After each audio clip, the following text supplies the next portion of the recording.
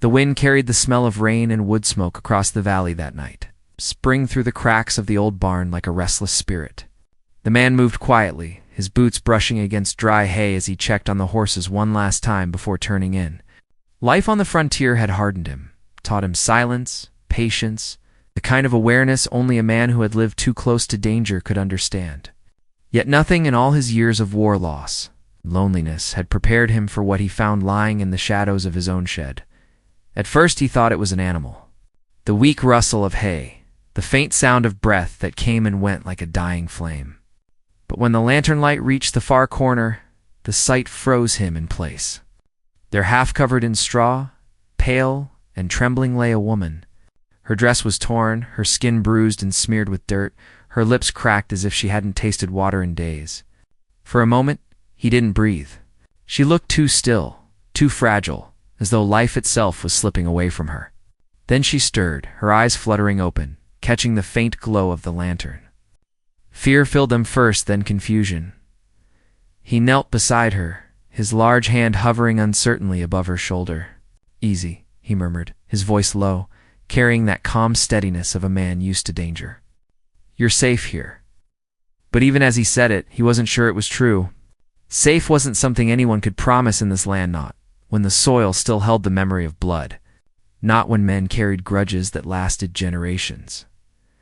The flickering lantern cast his shadow across the walls, revealing the deep lines of exhaustion on his face and the faded scars across his arms.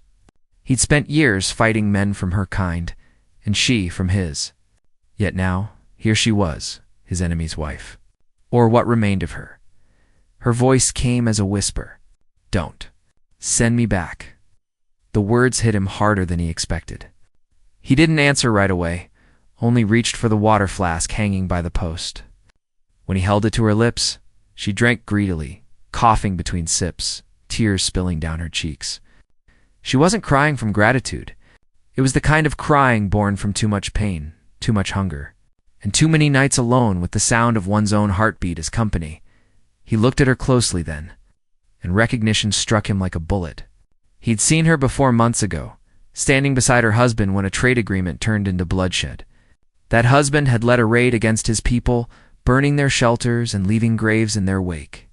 He'd watched the man ride off victorious, never imagining that his proud young wife would one day collapse starving in the shed of the very man her husband had tried to destroy. "Why are you here?" he asked quietly, more to himself than to her, but she only closed her eyes, her breath shallow. The answer was written all over her body, the bruises, the torn dress, the way she flinched even in her sleep. Whoever had once claimed her had abandoned her, and the world had done the rest. He rose slowly, pacing the small space, torn between what he knew and what he felt. Logic told him to leave her there. She wasn't his responsibility. Worse, if anyone found her here, it would bring more trouble than he could handle. The war between their people had left scars that time hadn't healed. Harboring his enemy's woman would be seen as betrayal. But as the rain began to fall outside, tapping against the roof like a drumbeat, he looked back at her fragile form on the hay and knew he couldn't walk away. He fetched an old blanket, wrapping it gently around her. Her body was ice cold, her pulse faint. Every movement he made carried the weight of risk. If word got out, he'd lose his land, his freedom, maybe even his life. But something deeper than fear guided him that night, a quiet voice inside that said saving her might save a part of himself he thought long dead. The storm grew heavier. Wind howled through the cracks, and thunder rolled across the plains. He fed the horses again, partly to calm them, and partly to buy time to think. The world outside was turning mean, full of men who believed mercy was weakness. Yet here he was, standing between what was right and what was safe. When he returned to her side, she was shivering violently. He built a small fire in the corner of the shed, careful not to let the smoke give him away. The light fell softly across her face, revealing the faint beauty still hidden beneath dirt and exhaustion. She looked young to have suffered so much. He wondered what kind of life she'd lived before fate brought her here, broken and desperate. As he watched her, his thoughts wandered back to the battles that had shaped him. He'd lost brothers, friends, and a home to men like her husband. The hate between their people had been passed down like an inheritance. But looking at her now, he couldn't summon that hate. He only saw a soul too tired to fight anymore. By dawn, the rain stopped. Mist drifted over the valley, wrapping the land in a soft, cold silence. He hadn't slept at all. When she finally stirred, her eyes met his, and for a moment neither spoke. There was an understanding between them, fragile and dangerous. "You shouldn't have helped me," she whispered. "If they find out, they'll come for you." He gave a small, humorless smile. "They'll have to find you first." She tried to sit up, but pain made her collapse again. He caught her before she hit the floor. For a brief second, she was in his arms, trembling, her heartbeat faint against his chest. That single moment changed everything. He realized he couldn't turn her away now, not after this. Outside, a crow called from the fence post, breaking the silence. It was a warning. He knew men would come searching sooner or later. Maybe her husband's people. Maybe his. Either way, he had little time before someone noticed her tracks leading to his barn. He stood, gripping his coat, and glanced toward the hills beyond his ranch. The trails there were hidden, used only by hunters and outlaws. He could take her there, keep her safe until she was strong enough to move on. But that meant vanishing from everything he'd built, risking his name, his home, and his peace. When he looked back, she was watching him, her eyes soft but uncertain. "Why are you doing this?" she asked. He didn't answer right away. The truth was something he barely understood himself. Maybe it was guilt, maybe loneliness, or maybe in saving her. He was trying to rewrite the cruel story of the land they both belonged to. Finally, he said, "Because no one deserves to die in a place meant for horses." Her gaze lingered on him, as if searching for the man beneath the scars. Then she whispered, "They'll come." "You know they will," he nodded slowly. "Then I'll be ready." The morning light slipped through the gaps in the wooden walls, falling across the two of them, the wounded woman and the man sworn to hate her kind. Outside, the world was waking up, unaware that in a quiet, forgotten shed, an old war had just been challenged by a simple act of mercy. But mercy has a price.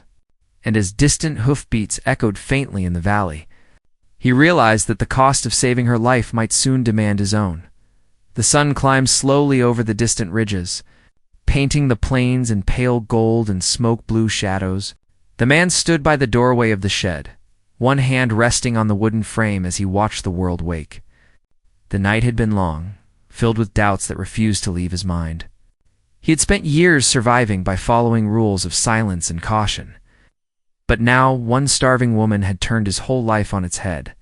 Inside the shed, she was still asleep, breathing lightly under the old blanket he had wrapped around her. She looked peaceful, but he knew that peace would not last once the world outside learned she was there. He turned away from the sunrise, walked to the small stream that cut through his land. The cold water stung his face as he splashed it, trying to clear his thoughts. The valley was quiet except for the call of distant birds and the soft rustle of wind through the grass. It was hard to believe that not too long ago, this same land had echoed with the sounds of gunfire and screams. He had seen men fall here, friends and enemies alike, all for causes that seemed so far away now. What remained were scars, both on the land and in the hearts of those who survived. When he came back to the shed, she was awake, sitting weakly against the wall. The morning light touched her face, and he noticed the bruises along her neck more clearly now. They weren't the marks of hunger or travel. They were the kind left by cruelty. She looked away when she realized he was watching her, her voice trembling as she said, "I didn't mean to come here. I just didn't have anywhere else to go." Crouched beside the fire, adding a few small sticks to keep it alive. "You walked a long way," he said quietly. "You're lucky you made it this far." She gave a bitter smile. Lucky isn't the word I'd use. There was a long silence. He wanted to ask her what happened, how she ended up half dead in his shed, but he sensed that the answer would not come easily. Pain like hers didn't come from one moment. It came from a chain of them, each one heavier than the last. Finally, she spoke again, her voice low. "He cast me out. Said I brought shame.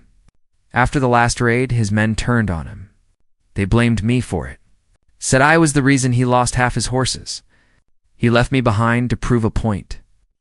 Her hands trembled as she pulled the blanket tighter around herself. I walked for days. Thought maybe someone would take pity, but they all shut their doors. The man listened in silence, his jaw tightening. He remembered the raid she spoke of, the one that had left several of his kin dead. He remembered the name of her husband, too.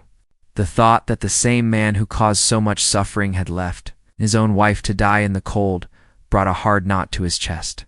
Yet hearing her speak, he couldn't find hate in himself. Only a strange sadness that reached deeper than reason. "You shouldn't be here," he said finally, though his tone was more of warning than rejection. "If anyone finds out, they'll call it treason." She looked up at him with weary eyes. "Then why didn't you turn me out?" He didn't answer. The truth was something he didn't want to face. Maybe he was tired of doing what others expected. Maybe he simply couldn't stand seeing another person suffer in silence. Whatever the reason, it had already taken root. He brought her a bowl of broth from the cabin, thickened with what little food he had left. She ate slowly, careful not to take more than she needed. "I'll work for it," she said softly. "If you let me stay, I'll work. I'm not useless." He shook his head. "You need strength first. Then we'll talk about work." Outside, the day grew warmer, but he couldn't shake the uneasy feeling that came with every creak of the shed walls. The sound of distant hoofbeats made him glance toward the road more than once. He had kept to himself for years, living quiet, staying invisible. But now, one act of kindness could destroy all of that. Later that day, while she rested, he went to the edge of his land where the old fence had fallen. The ground there still showed the faint remains of wagon tracks, recent ones. Someone had passed close. Maybe travelers, maybe scouts. He knelt, touching the dirt, and saw the print of horseshoes sharper than he liked.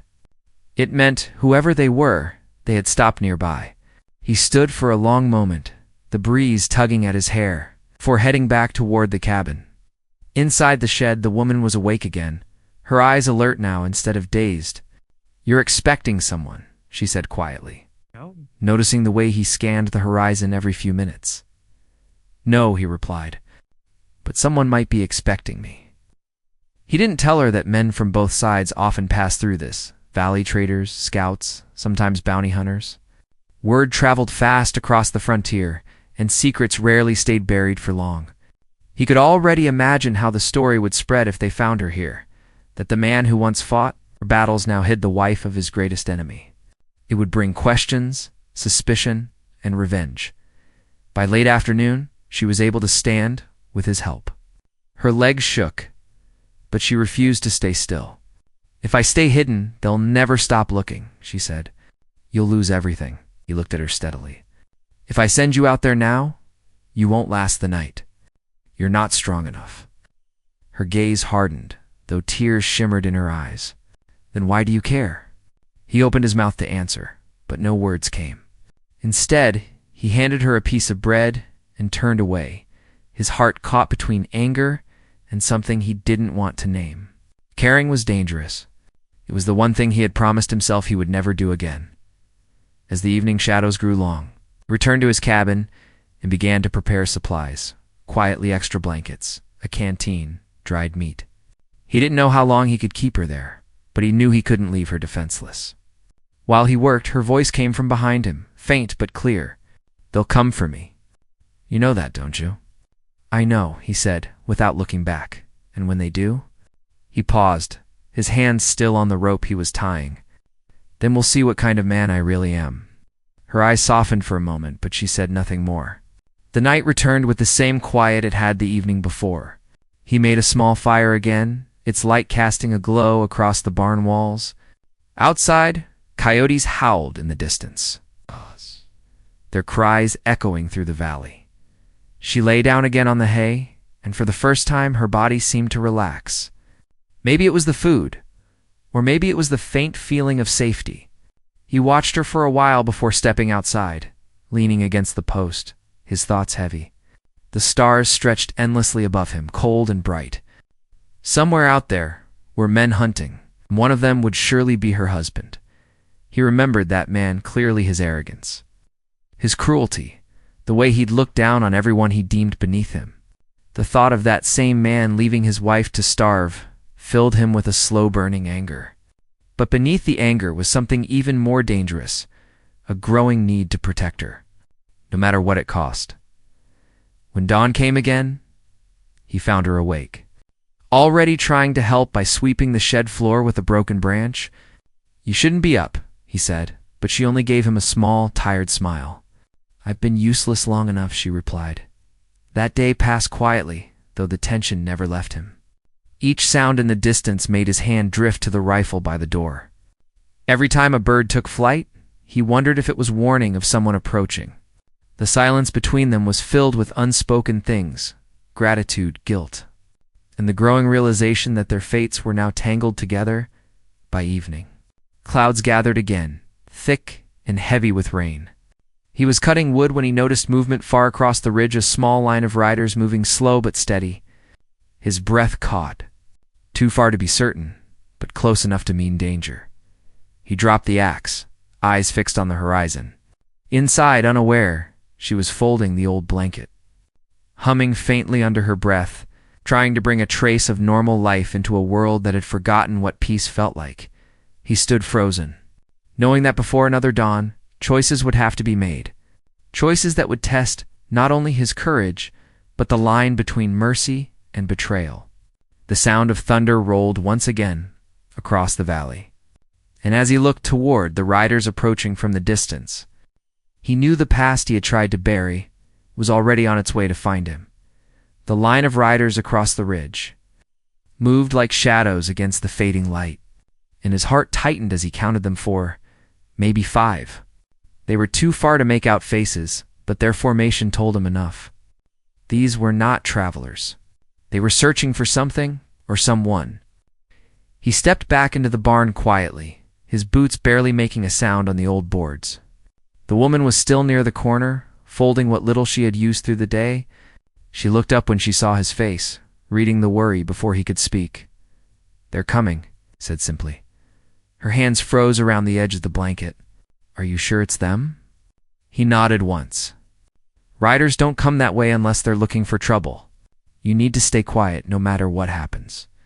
She swallowed hard, glancing toward the door as if she could already hear the approaching hooves. "If it's his men, they'll burn everything," she whispered. "They'll kill you for helping me." He turned to his rifle leaning against the wall and checked the chamber, his movements calm and practiced. "They'll have to try first." The air inside the barn grew heavy. Outside, the wind picked up, scattering dust across the yard. He thought fast. If the riders were scouts, they'd come close but not linger. But if they were her husband's men, they'd search every inch of this place until they found her. He had two choices: hide her and face them alone, or run and risk being hunted. Neither option offered much hope. He dragged a few hay bales toward the back wall, revealing a hollow space behind them where the old boards had loosened over the years. "Get in there," he said. "It'll keep you out of sight if they come." She hesitated. "And what about you?" He met her eyes briefly. "I've been through worse." Her fingers trembled as she crawled into the small gap, pulling the hay back around her until she disappeared from view. He adjusted a few loose strands to cover any sign of movement, then took a slow breath and stepped outside. The riders were closer now, their horses kicking up dust. As they approached the fence line, he could see their faces, more clearly rough men with hardened eyes carrying rifles slung across their shoulders. The one in front wore a black coat, long and weathered, his expression cold. He reined his horse in near the gate, staring at the man standing by the barn. "Evening," the rider called. "Didn't mean to spook you. We're just passing through." "Evening," he replied, his voice steady. "Not many come this way." "You lost?" The man in black smiled faintly, though it didn't reach his eyes. "Looking for someone." "A woman? Small? Dark hair?" "She ran off from a nearby ranch a few days ago. Maybe you've seen her." He shook his head slowly.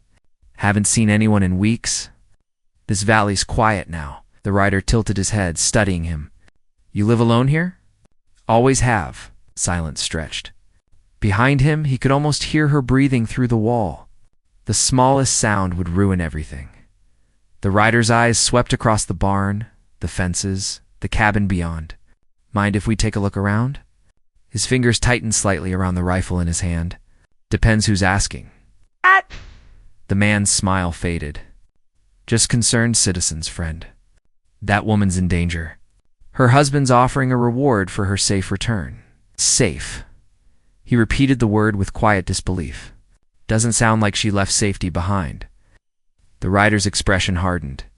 You sure you haven't seen her? He met his gaze without blinking. If I had, I'd tell you. The standoff lasted another breath before the rider finally pulled on his reins. If she comes through here, you let us know, he said. Some folks might think twice before crossing the wrong man. I'll remember that, he replied, watching them turn and ride back the way they came. He stayed still until the sound of hooves faded completely, only then letting out the breath he'd been holding. When he returned inside, she was already crawling out from behind the hay, her face pale. It was them, wasn't it? She whispered. He nodded. They'll be back. They're heading toward the ridge, but once they don't find tracks, they'll circle again. Her eyes filled with fear. We can't stay here. He knew she was right, but the thought of moving her in her condition gnawed at him. If we leave now, we'll be exposed. The rain's coming again. They'll track our prints. She stepped closer, her voice shaking. You don't understand. He won't stop until I'm found. I saw what he did to the last one who ran. She caught herself and looked away, her breath unsteady. If he finds me alive, it'll be worse. He studied her for a moment. The storm outside mirrored the one brewing between them, fear and determination pulling in opposite directions. Finally, he said, then we'll leave before dawn. There's an old trail that cuts through the canyon. Hard to follow, even for skilled trackers. She nodded, clutching the blanket around her shoulders. You're risking everything for me. Why? He hesitated. Because I know what it's like to lose everything. That night, neither of them slept much. The wind howled, and the barn creaked as if the land itself was warning them. He checked his rifle again and packed what food they had left. Every sound made his heart beat faster. He had lived through raids and ambushes, but this felt different. This was personal. When the first light touched the hills, they were already on horseback, riding into the mist that hung low across the valley. She rode behind him, gripping the saddle tight, her head bowed against the cold. The path was narrow, weaving between rocks and thorny brush. He knew these trails well. They had once been escape routes during the war. As they rode, the silence between them grew heavy. She finally spoke, her voice almost lost in the wind. Do you think he'll ever stop hunting me? No, he said. Men like him don't stop until someone makes them. She didn't reply, but he could feel her trembling. They traveled for hours, resting only once near a dried creek bed. She drank from the canteen, her eyes distant. He wasn't always like that, she said softly. When we first met, he was kind, brave. Everyone admired him. But power changes people. After the raids, after the killings, something in him turned dark. I think he began to see everyone, including me, as something to own. He watched her closely, the pain in her voice cutting deeper than she knew. He had seen men like that before, men who believed the land and people were theirs to claim. And when you tried to leave? He asked. He beat me, she said quietly. Said no one would take what was his. Then he left me in the desert as punishment. The words sank into him like cold steel. He looked away toward the horizon, where dark clouds were forming again. He'll come here himself next time, he said. He won't trust his men to finish it. They rode on until night began to fall, stopping near an old trapper's cabin long abandoned. Inside, dust covered everything, but it offered shelter. She lit a small lantern while he checked the surroundings. The stillness felt uneasy, as if the world was holding its breath. Why do you live alone? She asked after a while. He leaned against the doorframe, looking out at the rain beginning to fall again. Because it's quieter that way. I lost too much when I trusted people. My family, my tribe, my land. War took it all. She lowered her gaze. Then why save me? He sighed. Maybe because no one saved them. For a long time there was silence between them, filled only by the steady rhythm of rain on the roof. Yet even in that silence, something was shifting, something fragile, dangerous, and real, but far away in the valley. The sound of thunder wasn't just the storm. The riders had returned, following the faintest of clues, a broken twig, a horse print near the stream, a trail left by fate itself. And leading them this time was the man in the black coat, his face darker than before, his voice cold as the rain. "Find her," he ordered, "and burn everything he owns to the ground, if you have to." Back at the cabin, the man and the woman sat by the fire, unaware of how close the danger had already come. Outside, the storm roared louder, and lightning flashed across the mountains. The air was thick with the scent of rain and smoke, and though they didn't know it yet, their fight for survival had only just begun. The storm rolled across the mountains through the night, wild and restless, as if nature itself was warning them to turn back. Inside the cabin, the man kept the fire low, listening to every sound beyond the walls. The horses were tied under the trees, restless from the wind. The woman sat near the fire, her hands clasped tightly around a tin cup, eyes fixed on the door as if expecting it to burst open at any moment. Neither spoke much through the night. Words felt too small against the fear that pressed on them. Every gust of wind sounded like a voice, every creak in the cabin like footsteps in the mud. He knew they had been found, maybe not yet, but soon. Her husband's men were too skilled to give up a trail that easily died by dawn. The storm had passed, but the silence it left behind was worse. Mist clung low to the valley, muffling every sound. He stepped outside and scanned the ridges. No movement yet, but he could feel eyes on them.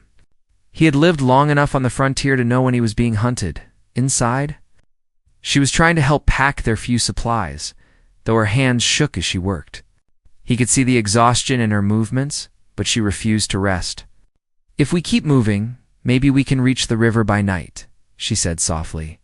"They won't cross the current. They'll think we drowned." He looked at her, admiring the strength in her voice despite the fear behind it. "We'll make it," he said, though he wasn't sure he believed it himself. They set off before sunrise, riding hard through narrow trails and rocky slopes.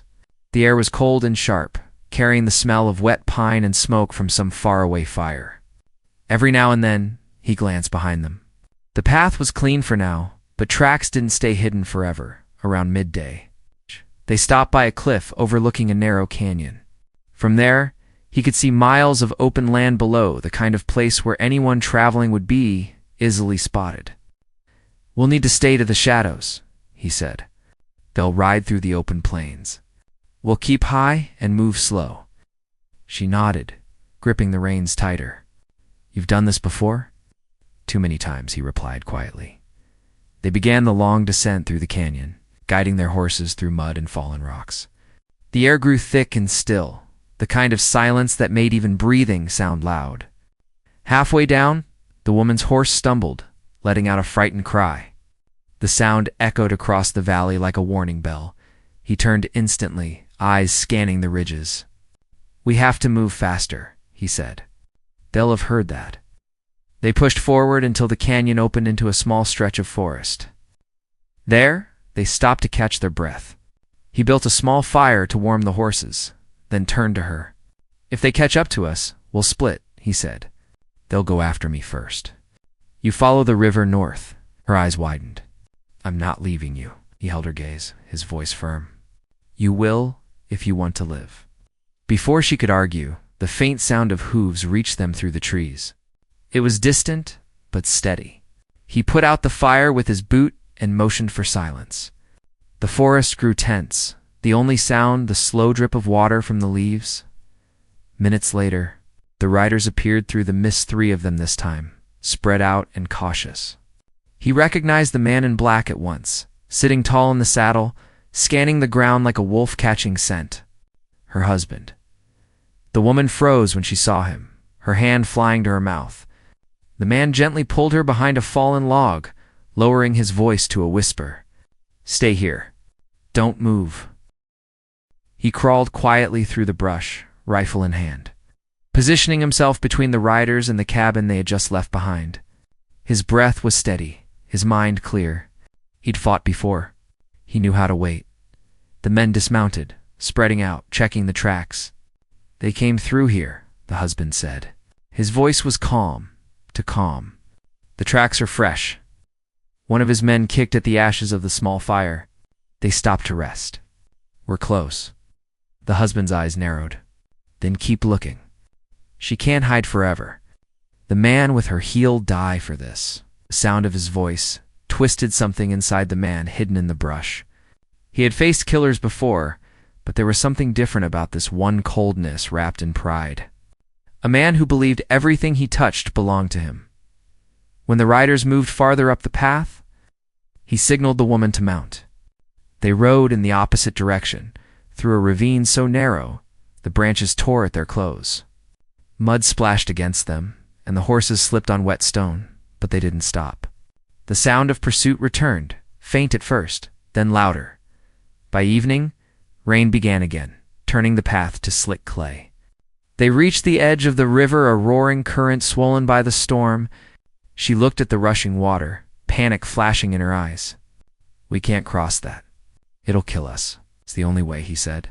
"They'll track us if we stay on this side." She hesitated, her voice breaking. "If we don't make it," he cut her off gently. "Then we try again." Lightning split the sky as they urged the horses forward into the freezing water. The current pulled hard, almost tearing the reins from his hands. She clung to him, her face buried against his back, her breath sharp with fear. For a moment, it felt like the river would win. But somehow, through strength and sheer will, they reached the far bank. Drenched and shaking, they stumbled onto the muddy shore, gasping for air. Behind them, the sound of shouting echoed faintly. "The riders had reached the river too. They'll think we drowned," he said between breaths. "That'll buy us time." She sank to her knees, tears mixing with the rain. "I don't want to run anymore," she whispered. "I just want to be free." He crouched beside her, his voice low and steady. "You will be, I promise." But deep down, he knew promises meant little on land like this. Freedom always came at a price. They found shelter that night in an old cave hidden behind a curtain of vines. The fire crackled softly, throwing shadows against the stone walls. She lay wrapped in a blanket, her body trembling from cold and exhaustion. He sat nearby, staring into the flames, his thoughts dark and restless. She spoke after a while, her voice fragile. "You could still leave me? Go back to your life. They'd never find you." He looked at her, the firelight reflecting in his eyes. "That life ended when I found you in my shed." The words hung between them, heavy and honest. She turned her face away, tears glistening in the flickering light. Outside, the rain slowed, but the sound of distant thunder lingered.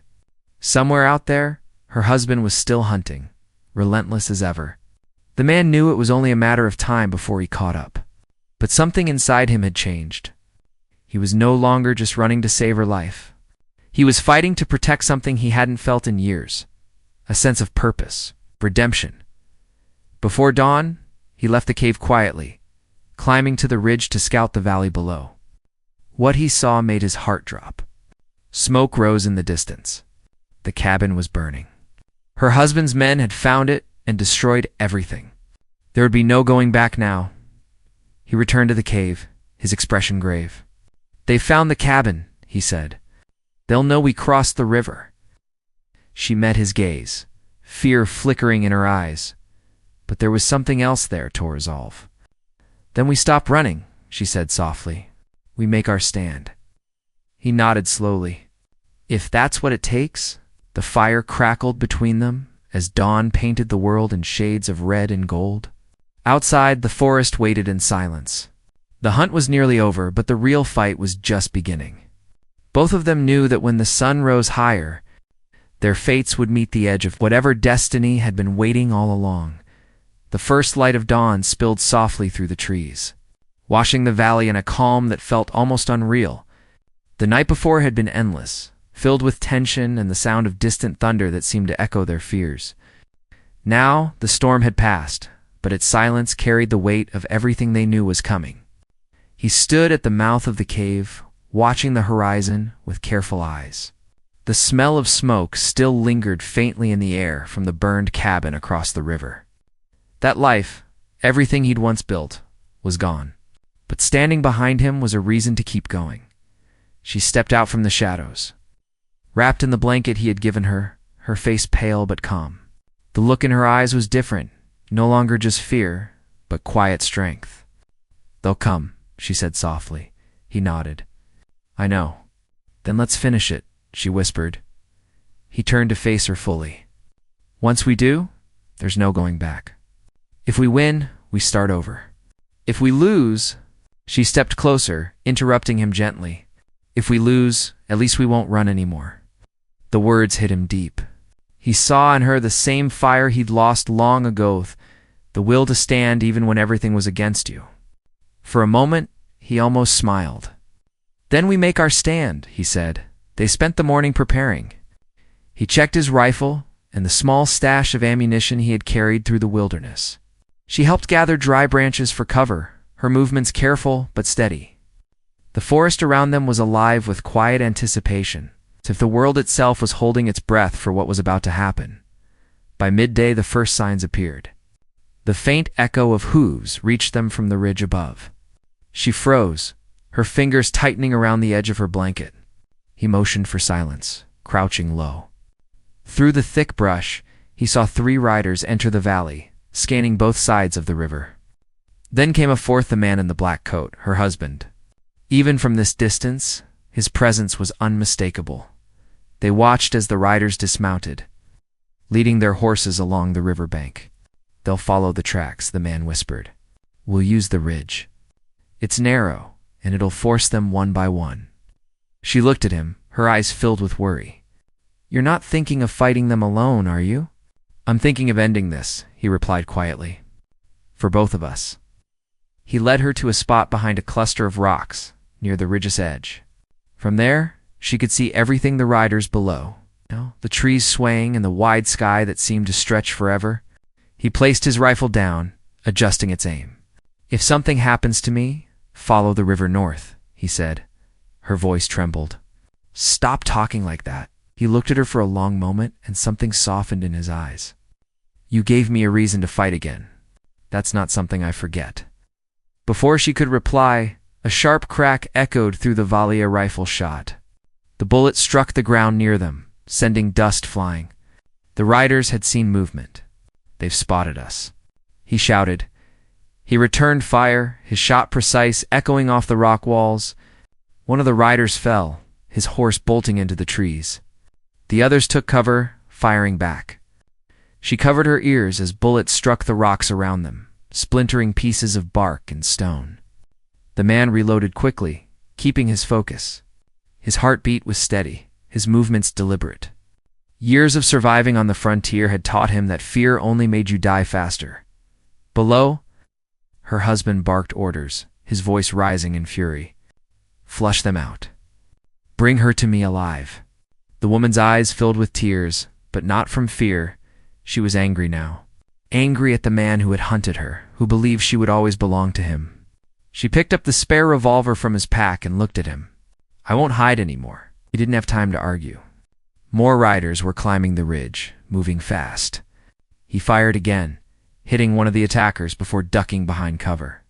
The air was thick with gunpowder and the smell of wet earth. When the next man reached the top, she fired her revolver with shaking hands. The sound was deafening, but her shot found its mark. The man looked at her in surprise and pride. "Good," he said, reloading his rifle. "You're stronger than you think." The last to come was the husband.